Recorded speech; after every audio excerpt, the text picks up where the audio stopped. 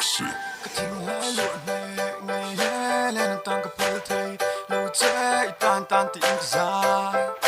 tan tan tiếng dài cái tiếng lái lụa nhẹ nhẹ lên tăng cái phơi thầy lâu chế tan tan tiếng dài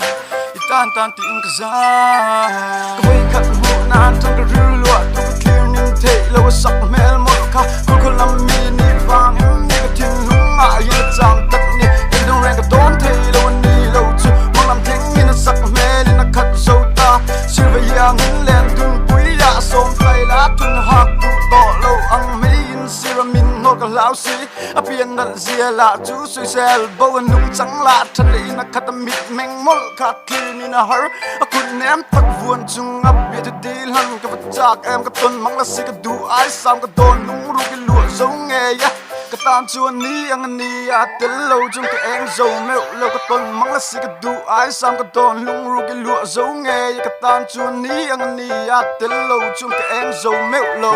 march tel lâu chung cái em dầu mèo lâu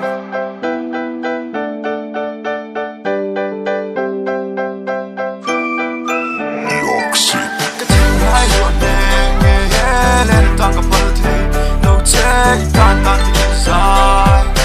tan tan tiếng dài cái tiếng lái lụa nhẹ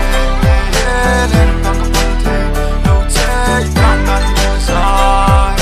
tan tan tiếng dài hin lai cái chạm anh đang rèn cái đón thầy lâu mít tha anh đi lang cái thơ gel chỉ tôi lại ní tôi mặc lêu tắc cái kia lăn cho cái tôi xin biệt cho đi cái tan chôn chúng cho khắp bụi giang như mỗi ngày trong môi lệ sang cho này giang như chuyến tệ in lên tôi đi lạc vã nạ vua nên ngày ngắm tệ in choáng ngại hiện em bay về đất chạy cả lúng lo mà kiếm nghe những cái lim này nia xin cái tan chôn rose cái bar môi berry nia xin vã đăng tên những kia sắc cái tu hết lâu vã nạ vua nên ngày ngắm tệ in choáng ngại hiện em bay về đất chạy cả lúng lo mà kiếm nghe những cái lim này nia xin cái tan chôn rose cái bar môi berry nia xin vã đăng tên những kia sắc cái tu hết lâu